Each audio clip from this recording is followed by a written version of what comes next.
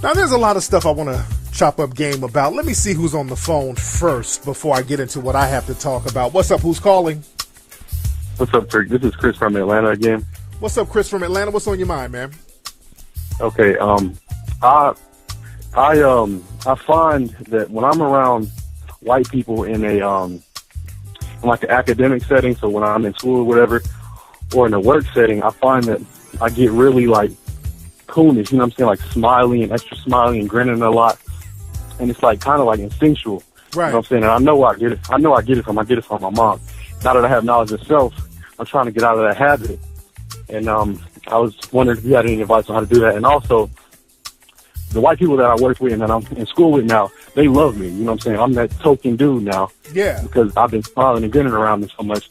And and whenever I try now to like get out of that and just be myself and, you know what I'm saying, be masculine or whatever, I can instantly sense them feeling different. Like, oh shoot, like you black. Like, you know what I'm saying? Like, so how would you suggest you know what I'm saying, get out of that habit? Well, I get what you're coming from, where you're coming from, because right now we're in a system of white supremacy, which is a system designed to terrorize black people and other melanated people, but black people in particular. We're being terrorized, especially now, by systematic white supremacy, and we've always been terrorized by that.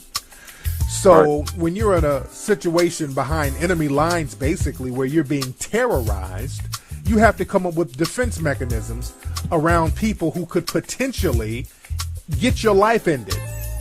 We know that, and I make this quote over and over again, and the quote has been circulating on social media, and the quote is, all black people, especially in America, we're one police stop away from becoming a hashtag on Twitter.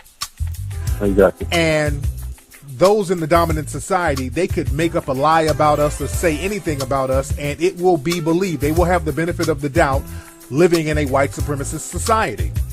So as a way to make people in the dominant white society feel comfortable with us so that they don't turn on us and enact the race soldiers on us, we smile and grin and shuck and jive in order to seem as non-threatening as possible, because we understand being terrorized, if we're perceived as a threat, we could be taken out at any given moment.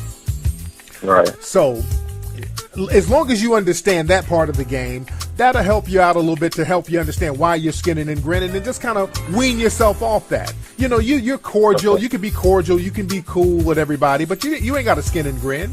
And again, when I'm around people in the dominant society, I treat them just like they treat me. If they're cordial to me, I'm cordial to them. Like my neighbors where I live, they don't really like me. I'm not too crazy about them either. But when I see them, I'm not skinning and grinning or whatever. I look at them the same way they look at me. So when you're around people, get your money now. Don't go out there and don't go into the whole angry black man thing, because that's what they expect. They love the angry black man. Just be the logical black man. Go to work, go around them feeling how you feel. If you don't feel like skinning and grinning, don't skin and grin. And you ain't got to explain nothing to nobody. Just be yourself and just concentrate on your work. But don't become entertainment for the white supremacists, because that's what they want the black guy to become. They come around the black guy to start skinning and grinning and shucking and jiving and laughing and joking around the black guy at work. And you don't want to be that guy. So be about your money. Be about handling your business. Be cordial. But don't step around there to the coon section. You feel me? I got you. There you go. Thanks for the call, brother. Let me get one more call before I start chopping it up. What's up? Who's calling? Hey, what's up, Tariq? This is Jose in L.A. What's up, Jose in L.A.? What part of L.A. you from? I'm originally from Long Beach, but I stay in downtown. There you go. What's on your mind, Jose? Man, so I'm tripping on the fact that, to be real, we're in a state of genocide, I feel like. Yeah. Oh, yeah. Not too far from Nazi Europe or even Rwanda or anything else. So what I want to know is this something we can fix from within, or is this time for us to reach out to the international community, the UN, what have you? Because there's laws against this kind of stuff internationally. Yeah. We should be doing all that. That's what I've been trying to do. I've been going international and discussing what's happening. But the thing is, it has to be a group effort, because one person doing it won't have the same effect. So it has to be a group effort. Too many of us in the black American community, we want to ignore what's happening and turn up and party all the time and not take what's happening serious. And what's happening with us is a very serious thing, and it's time for us to get serious about getting a code of conduct and to get economic empowerment. I keep saying that until I'm blue in the face, but it all boils down to us getting our money game together at least, and it takes us to have we really need a code of conduct so that we can start making moves economically, because see, money talks. We can march and we can protest and we can say Black Lives Matter and all that, but when you start that's not really doing shit. It's not doing shit. What you got to do, man, you got to utilize your economy. You got to utilize your money to get stuff done, and that's the one thing that we just refuse to do. So I don't know what it is going to take for us to finally wake up. How many times are they going to shoot us in the back? How many times are we going to get terrorized by cops lying on us and shooting us and killing us, black men, women, and children? What is it going to take for us to understand that we got to get our economic game together, stop all this "it's cool to be broke" shit? We need money to move these politicians, to combat these police unions, because that's what they use on us. They use their economy. And I mean, is it going to take FEMA camps and death squads, or how drastic is it going to get until people really wake up? And, I mean, legitimately, who is in the international community, who's going to back us up? That's the thing. See, the United States is has the most powerful military worldwide. So the thing is, we all we got at the end of the day. Yeah. It's cool to get allies. Now, we do need international allies. That's why I'm going over to Africa to chop up game. We need international allies. That's another thing we need. But at the end of the day, where we are, where we stand, we got to start building right where we are. We have the resources. We have the wherewithal. We just got to have the will to just organize and get a code. Just get a code of conduct. We get a code of conduct and get an agenda and start saying, okay, look, this is what we need. We need to be compensated as African American people for being terrorized, and not be afraid to say we need to be compensated. We need reparations. We need funding for black businesses. We need federal protection. We need Barack Obama to say something. We need to say this stuff publicly. This is stuff that for black people, not just people of color and minorities. No, damn all that. We get all that kumbaya shit going on. All of a sudden, when it comes to saying, hey, we need to stop getting shot out here, we need people to speak up for us and help us to not get killed like this, we start talking about, well, what about the gay community? What about women? What about lesbians? What about Hispanics? We start talking about every other group. We start punking out. Punking out is for the birds. We got to stop the whole punking out thing and say, hey, we as black people, for the last 400 years in this country that our ancestors have built, we're being terrorized nonstop, and we just need to be compensated from it. We need to be compensated. We just need to be compensated. And let's stop being scared to say that. We need to start saying, Obama, say something about it, and let's do something about it. All right, I'm going to talk about this on the show, man, but thanks for the call, brother. All right, bro. Yes, indeed. But for those who don't know, there was another brother, another black man named Walter Scott. Hold on, I'm trying to take this phone call down. There was another brother, another black man this weekend named Walter Scott. And I told brothers and sisters to watch out for April. The month of April is a doozy.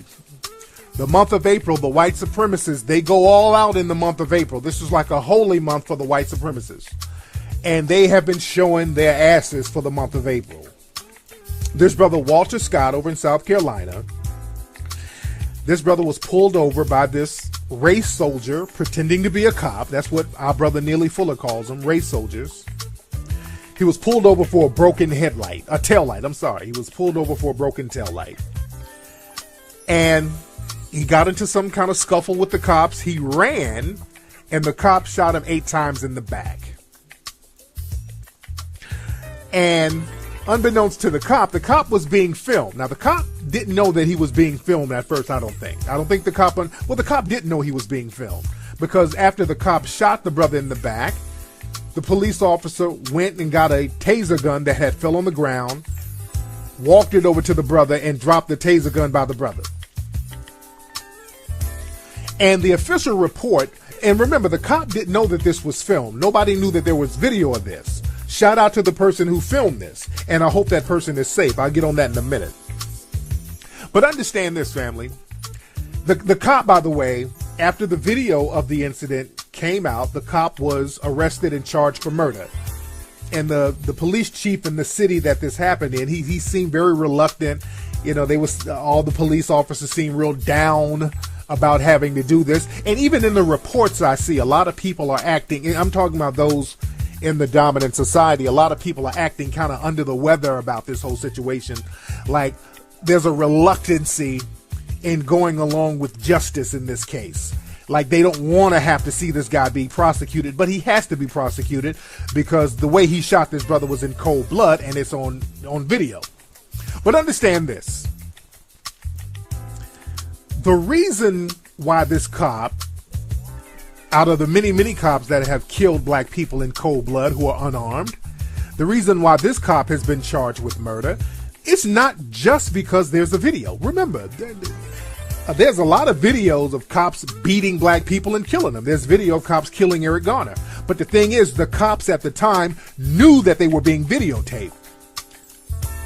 Because a lot of times when cops have the dash cams or the body cams and they kill a black person, the cops kind of know what to say and do when they kill an unarmed black person. They like to yell out things like, hey, get your hand off my gun. Hey, stop resisting arrest. That's what they did with Eric Garner. They were acting like he was resisting arrest, and that justified killing him because they knew they were being filmed. See, they built their lie up in the process of the murder. So this is why they got off even when there's video. But this case is different. The reason why this cop got charged is not just because of the video. It's because the cop didn't know he was being filmed, and the cop already built another lie before the video came out. So the cop had already told a lie that the guy was wrestling with the gun, trying to get his gun, and then he was scared for his life and he had to shoot the guy, and the guy stole his taser. So the cop had already built up this big elaborate lie, and that cop was going to get off, by the way. The cop was going to get off. They were going to believe that this was just going to be another case of a black person shot. But unbeknownst to the cop, the video came out that proved that everything the cop said was a lie, and then they had to indict him. So the reason why he got charged is because of the lie he told before the video came out. So they might use him. They might use him as an example and punish him.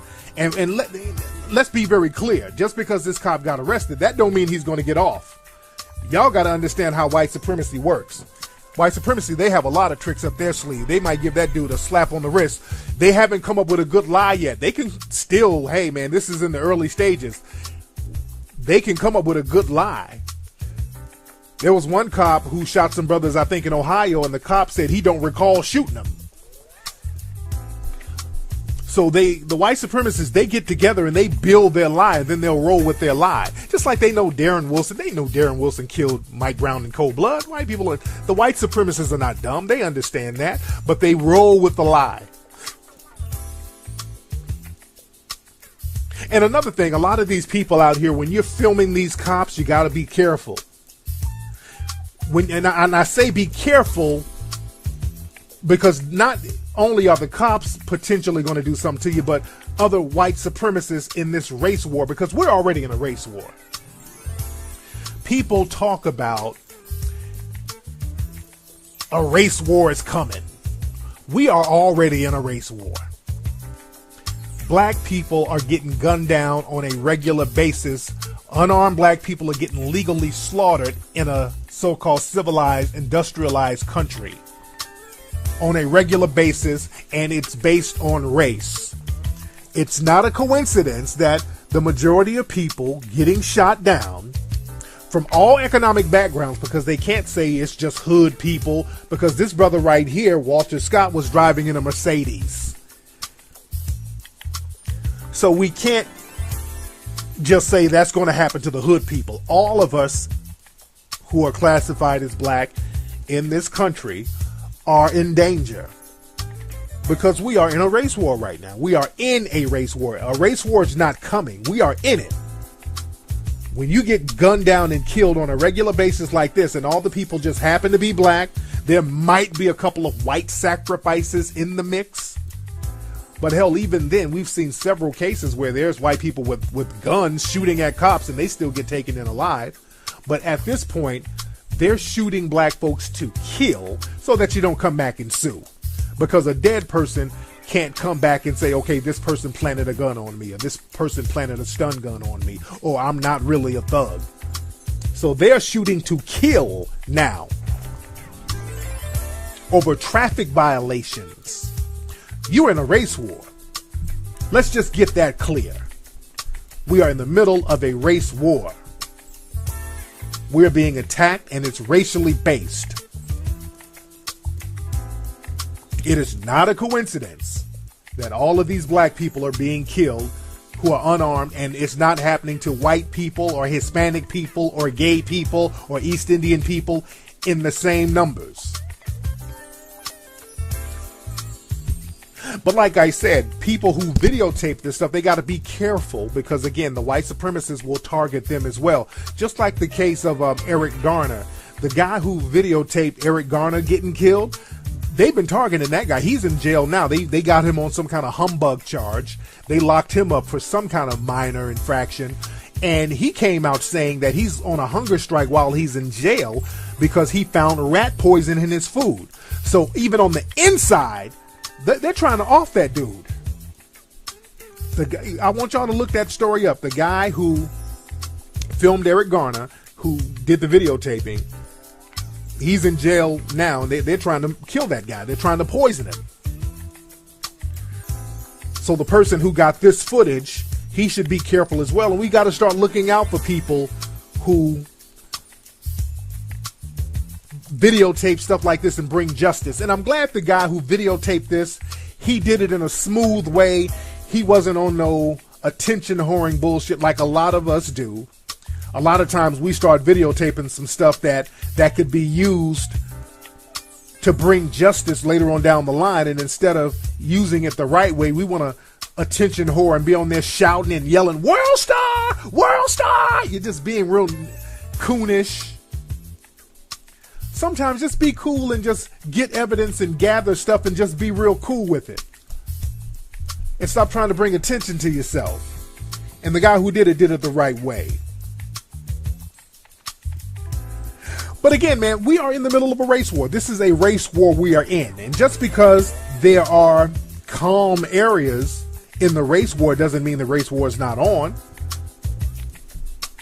Unfortunately, we are behind enemy lines, and there's no sanctuary for people who are classified as black. See, other groups, they have sanctuary, other so-called minority groups. See, that's why we got to stop. And today, all my melanoid people of African descent who are here in America, please stop using the term minority and stop letting so-called other minorities lump you in with them, because we're not immigrants. We're the only non-immigrants in this country.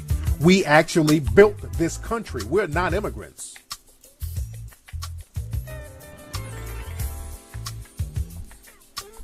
And a lot of the people who are immigrants now, the newcomers, so to speak, we try to lump ourselves in with them, and they lump themselves in with us and gather all the benefits and all the things that we fight for, and then turn their backs on us. See, every other group is in competition with us, and we're the only ones walking around trying to be on that kumbaya shit. And we get shamed into looking out for each other as being reverse racist, just like with that whole Black Girls Rock thing. Black women have been getting dumped on and shitted on by the media, so when black sisters want to get together and say, hey, look, Black Girls Rock, now the white supremacists get all bent up and out of shape over it because Michelle Obama went to the Black Girls Rock taping on BET, so people are like, hey, she's being biased. Hey, white girls rock too. You know, we know white girls rock. We hear about white girls rocking every day.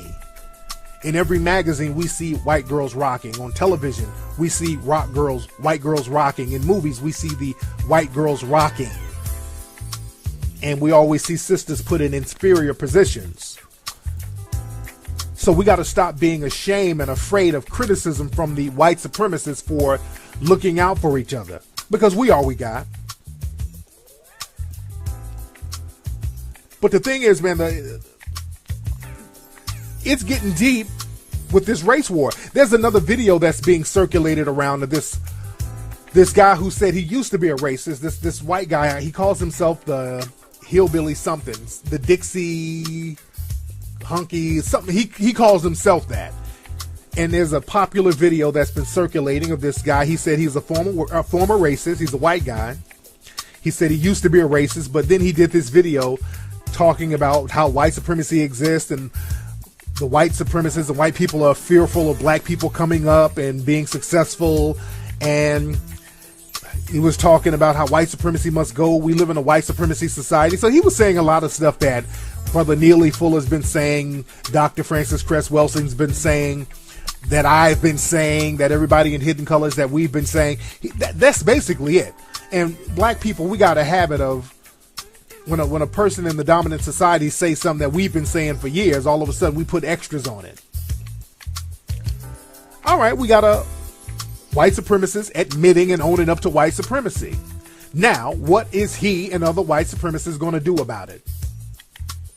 Just like Neely Fuller said, okay, you can acknowledge it, that's fine, but you don't get a C for effort. What are you going to do to rectify it? Because, see, you got to understand this, man. You know you're in a race war when the white supremacists, they're not even talking in code no more. They're getting bold enough to say, hey, look, white supremacy exists. Because they know now that black folks don't really have the will to do anything about it. So the white supremacists, they know. They're not even talking in code no more. Just like with this Michael Savage guy. There's this so-called conservative radio host named Michael Savage. And he just went full white supremacy recently. He's one of these guys who's like the government and the Illuminati. I don't know if he's on that Illuminati. I don't listen to his stuff like that, but I think he's one of those Alex Jones types, I think, who's all that the government is evil and all that old stuff. But really, when you peel back the layers on guys like that, you'll see their white supremacist views. So he came out, and we did a story on melanoidnation.org where he did a show talking about how you can only push the white man so far. The white man, the Barack Obama, they keep pushing the white man to rebel and react and retaliate against people instigating the white man. He was saying all types of crazy white supremacist stuff. He was like, the white man is a peaceful man, but you keep on pushing us, we're going to retaliate. This dude said this on the air. This Michael Savage. And you know Michael Savage is not even his real name. His real name is Michael Weiner. He's another one of those dudes, one of those ethnic people who, you know, they come over, change their last name, and then fall right in line with white supremacy. So Michael Savage's real name, his name is Michael Weiner. And that's another thing about these so-called immigrant groups and these so-called minority groups. A lot of these so-called minority groups, if they're light enough, they'll change their last name and fall right in line with white supremacy. Just like that East Indian dude, his sister, what's his sister's name? What is that East Indian guy's name? Where are my people at in the chat room? His sister's name is Mindy something. She's a real dark-skinned East Indian chick. She's one of those East Indian chicks that's all up in the white dudes' faces all the time. She loves the white guys. And ain't nothing wrong with that, because I'm not trying to fuck with her. She ain't got no ass. Mindy something. What's her name? Her name is Mindy something. Mindy, what is her last name? I can't think of her last name. I was waiting on somebody in the chat room to give it to me. What is her name? Mindy Keeling, something like that. I'm real bad with remembering names. Mindy Kaling, something like that. But this Mindy girl, she has a brother. And I can't think of his name right now. What's the brother's name, chat room? Her brother is writing this book. He's an East Indian dude. He got a book he's coming out with called Almost Black. And he's telling this bullshit ass story, and this story is circulated around where he's talking about how he pretended to be black in order to get some affirmative action benefits. How he got led into a school because he pretended to be black. He was talking about how he applied to all of these different medical schools as an East Indian Asian or whatever, Now, this dude, by the way, his name is VJ Choke Collingham. I'll just call him VJ. I can't pronounce his last name, Chokalingam or something like that. And he's another one of these East Indian coons, our so-called minority brothers. Again, and Mindy and her brother, they're 2 shades darker than midnight. They're black as hell. But some of these so-called East Indian brothers and sisters that we have, not all of them, by the way. I'm not marginalizing the whole country of India, but a lot of people who come over here from India, they take on some of these racist views as a way to distance themselves from African American people, because that's part of American culture. That's the common denominator of the dominant American culture, is how much you hate black folks. That's always been the dominant common denominator. That's why it was an East Indian dude down in Alabama somewhere. He was walking around. They thought it was black, and then the cops ran up on him. So a lot of these East Indian cats, they come over and they go out of their way to try to be extra racist to black folks in order to show out for the white supremacists. So this VJ dude, talking about he applied for all these schools and got turned down, and then he shaved his head and shaved his East Indian eyebrows down and all this old bullshit to look like an African American. Then he got accepted in some school, like some university in St. Louis. And he was like, yeah, see, that just proves that affirmative action is wrong. I pretended to be black, and because I was acting black, that's why I got affirmative action benefits. And basically, he's ass kissing for the right wingers. All the shit he said, people are calling all types of bullshit on it. Because basically, the school he got admitted to is a lower level school, because I think he had like a 3.0 grade point average, something like that. So a lot of times when you apply to certain schools, other lower level schools will solicit you to come if you have a certain grade point average. So his whole story, sounds very concocted. There's no evidence that he applied as an East Indian agent and got turned down from the school he was admitted to as a so-called African American. So basically, this is a whole facade for him to kiss ass to the right winger so he can sell his books and play that East Indian coon role that they all got from Gandhi. That goes back to Gandhi's little racist, hungry ass. That's why I check black people who like to quote Gandhi. Black people got to be very careful about quoting Gandhi. See, a lot of black people quote him because of Dr. King, but I don't know how much of his history Dr. King knew about. Gandhi was racist as hell. We broke his little ass down in Hidden Colors 2. You need to get Hidden Colors 2 and watch that thoroughly. But Gandhi was real racist towards black people, black African people. So I don't come around me quoting no Gandhi. Because see, they got all that shit from the British. They want to be substitute white supremacists. And again, another East Indian coon, Dinesh D'Souza. He's another one, East Indian dude who has written several anti-black books about Obama. But even before Obama, he would write all these anti-black books like The End of Racism, and basically spew a bunch of white supremacist rhetoric. See, the white supremacists, they started to understand we look real racist saying all this stuff ourselves, so we need to get some people so-called of color to regurgitate some of our white supremacist views.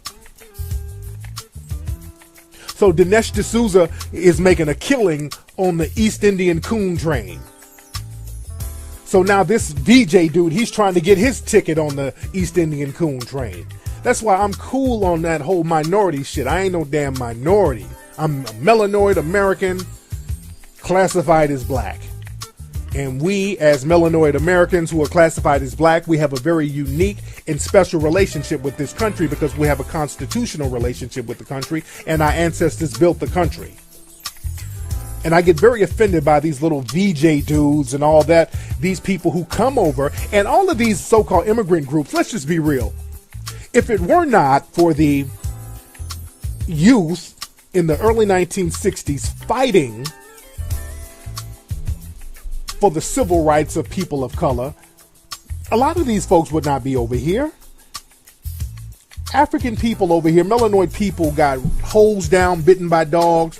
Brothers and sisters was out here fighting in the streets all over the country to get treated like humans here. And right when they passed the Civil Rights Bill in 1964, they passed the Immigration Bill in 1965. That's when all these people started coming over. All of these so-called minorities, especially a lot of Asians and so-called Middle Easterns and people from so-called Hispanics and Latinos, all of these people started coming after 1965. After we kicked in those doors. And a lot of times we kicked in those doors, we running around hollering about minority. They're coming over riding the minority train and then marginalizing the hell out of us. Getting all types of set-asides and benefits and shitting on us. And identifying with the white supremacists. So we're going to have to stop with that whole minority thing. We ain't got no friends. We are all we got. We're going to have to look at each other and get that hatred out of our system and stop with the dumb shit. Just like this is a story that's been circulating around our brother Kendrick Lamar, who has a real hot album, To Pimp a Butterfly. He's spitting that hot fire. There was a story about him getting engaged to his, I think, high school sweetheart. Now, she's a light-skinned young lady. So then there was some stories circulating about some chick who calls herself a dark-skinned activist, and I don't even know how this story got legs. But this person calling herself an activist, and she's not an activist. This person is basically an internet troll. And that's another thing. We got to stop elevating certain people in the black community and giving them the wrong type of shine. This person calling herself a dark-skinned activist was mad because Kendrick Lamar has a light-skinned fiance, and she was just making just a bunch of fake nigga outrage, basically. It was a bunch of fake nigga outrage, nothing more, nothing less. And it was from a chick who was basically an internet troll. And some of these female blogs, y'all got to stop giving shine and legitimacy to people who should basically be clowned, because women like that, they don't represent black women. People who just get out there spewing nonsense for attention, they make sisters look bad. Y'all got to stop doing that and legitimizing people by calling them activists. That woman ain't an activist of nothing but an internet troll looking for a reason to hate on another black person being successful. Because we got to understand this. We got a lot of black folks who have this fake nigga outrage, who come up with ways to say, well, I'm not going to support Kendrick Lamar. He ain't going to get another dime of my money.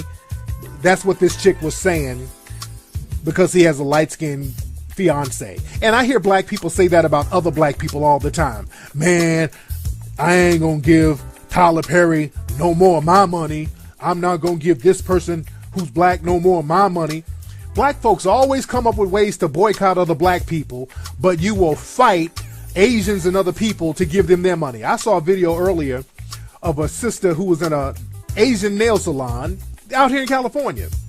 She had like a 2 or 3 year old daughter, and she wanted to get her daughter's nails done. And the Asian lady at the shop was like, well, your daughter's too young. I don't want to do her nails. She's too young to get her nails done. And the store owner pointed to a sign, said, we have the right to refuse service to anybody. So the sister wanted to fight and argue with the Asian lady, and then they got into a fist fight. And I'm like, dude, we will fight people to give them our money. But we will boycott the shit out of another black person. We come up with ways to boycott, and we come up with bullshit jive ass complaints for other black people, because the bottom line, we just don't want to see another black person with money. We'll say some shit like, man, Tyler Perry, he need to make more conscious movies, man. He need to make more movies where he ain't shitting on black people and black men. Okay, then Tyler Perry made the movie Daddy's Little Girl, and motherfuckers didn't go see it. That was his least grossing movie. And just like with Hidden Colors, people sit up and talk about how, man, we need more conscious shit, we need more positive movies. Then you get Hidden Colors, and then people come up with every reason under the sun to bootleg it. So the bottom line, a lot of black folks deep down, you don't want to see another black person financially successful. That's what it all boils down to. So black folks come up with all types of bullshit, jive ass, fake nigga outrage reasons to not support another black person. Cut that shit out. That's part of the code. We need to get that code in our system right now. Stop that. Because we're going to have to stop depending on the white supremacists for money. Because right now you are in the middle of a race war. And if you're dependent on the people who are waging war on you, you're done. So we got to get real serious about what we need to do in this system of white supremacy. Let me take one more call before I get out of here, family. Just one more call. What's up? Who's calling? Hey, what's up, Tariq? This is Terrence from out of Philadelphia. Hey, man, what's going on? You coming to my lecture out there in Philadelphia on July 5th, where you can get tickets at TariqLive.com? Yeah, I'm coming out there. No doubt. Man, what's on your mind, brother? Oh, my bad. I was calling really to ask about, a lot of stuff going on with the media and the news and all that. A lot of people, speak on, the coons and all that. And I was wondering, like, do you think black people would benefit knowing and speaking on the people that's kind of pulling the strings behind the coons? Now, do black people do what now? Do you think black people would benefit knowing who exactly are pulling the strings behind, like the coons and stuff like that? Yeah, it's the white. That's why I always say, and even Brother Neely Fuller says, we shouldn't shadow box. Meaning, when we see somebody cooning, just call out the white supremacist who's pulling the strings behind him, because the coon is basically a shadow of the white supremacist. That's why I don't take the people like Larry Elder. I don't take them seriously. I don't take them seriously one bit. I go straight for the person who's giving the coons a platform. I turn right to them and ask, okay, do you agree with what this person is saying? Because the white supremacists, they're very good at letting the coons do all the dirty work for them. And I turn right to the white supremacists and say, okay, do you agree with what this black person is saying? Because I want them to own up to their white supremacist views, not just pay some black person to regurgitate them. You feel me? Well, right. Thanks for the call, brother. He need to get some sleep. This nigga called me up all sleepy. My Lord. But anyway, y'all check out melanoidnation.com. Make your donations to melanoidnation.org. I'm sorry. melanoidnation.org. Donate to melanoidnation.org. We got some great things we're going to get going. I'm doing the microloan thing this week. I'm gonna do the microloan. The first one we're giving to is to the Voodoo Wings people, because I like what my man was, the Voodoo Wings, I like what my man is doing. I want to see my man prosper. He's in Chicago. They need a lot of help out there. So we're giving the first microloan to my man at Voodoo Wings. Holla at me, Voodoo Wings, brother, so we can get this finalized. I got the paperwork I got to send to you, brother. And also, I got some stuff that we're going to put together over in Africa. We're going to get a Melanoid Nation location over in Africa. It's really time for us to build globally. And we talk about it, but it's time to be about it. We got to start doing things and setting specific dates. I'm going to go over to Africa in a couple of weeks. I'm looking into all of that now, so we're going to start setting up shop globally. And I'm talking about specific times, specific dates. We're getting it going, man. It's time to start thinking globally. We got to start getting international allies. We got to start thinking outside the box and doing something about this race war that's decimating us right now. Because right now we're just sitting ducks, and we're going to have to get action going. All right, let me get up out of here, y'all. Don't forget to join me on this Ustream, this Sunday's Ustream show. And don't forget to get tickets to join me in Philadelphia at TariqLive.com. Peace. Now, there's a lot of stuff I want to chop up game about. Let me see who's on the phone first before I get into what I have to talk about. What's up? Who's calling? What's up, Tariq? This is Chris from Atlanta again. What's up, Chris from Atlanta? What's on your mind, man? Okay, I find that when I'm around white people in a in like an academic setting, so when I'm in school or whatever, or in a work setting, I find that I get really like coonish, you know what I'm saying, like smiling and extra smiling and grinning a lot, and it's like kind of like instinctual, right? You know what I'm saying? And I know I get it. I get it from my mom. Now that I have knowledge of self, I'm trying to get out of that habit. And I was wondering if you had any advice on how to do that. And also, the white people that I work with and that I'm in school with now, they love me. You know what I'm saying? I'm that token dude now. Yeah. Because I've been smiling and grinning around them so much. And and whenever I try now to like get out of that and just be myself and, you know what I'm saying, be masculine or whatever, I can instantly sense them feeling different. Like, oh shoot, like you black. Like, you know what I'm saying? Like, so how would you suggest you know what I'm saying, get out of that habit? Well, I get what you're coming from, where you're coming from, because right now we're in a system of white supremacy, which is a system designed to terrorize black people and other melanated people, but black people in particular. We're being terrorized, especially now, by systematic white supremacy, and we've always been terrorized by that. So when you're in a situation behind enemy lines, basically, where you're being terrorized, you have to come up with defense mechanisms around people who could potentially get your life ended. We know that, and I make this quote over and over again, and the quote has been circulating on social media, and the quote is, all black people, especially in America, we're one police stop away from becoming a hashtag on Twitter. Exactly. And those in the dominant society, they could make up a lie about us or say anything about us, and it will be believed. They will have the benefit of the doubt living in a white supremacist society. So as a way to make people in the dominant white society feel comfortable with us so that they don't turn on us and enact, just be yourself and just concentrate on your work, but don't become entertainment for the white supremacists, because that's what they want the black guy to become. They come around the black guy to start skinning and grinning and shucking and jiving and laughing and joking around the black guy at work, and you don't want to be that guy. So be about your money, be about handling your business, be cordial, but don't step around into the coon section. You feel me? There you go. Thanks for the call, brother. Let me get one more call before I start chopping it up. What's up? Who's calling? Hey, what's up, Tariq? This is Jose in L.A. What's up, Jose in L.A.? What part of L.A. you from? I'm originally from Long Beach, but I stay in downtown. There you go. What's on your mind, Jose? Man, so I'm tripping on the fact that, to be real, we're in a state of genocide, I feel like. Yeah. Oh, yeah. Not too far from Nazi Europe or even Rwanda or anything else. So what I want to know is this something we can fix from within, or is this time for us to reach out to the international community, the UN, what have you? Because there's laws against this kind of stuff internationally. Yeah.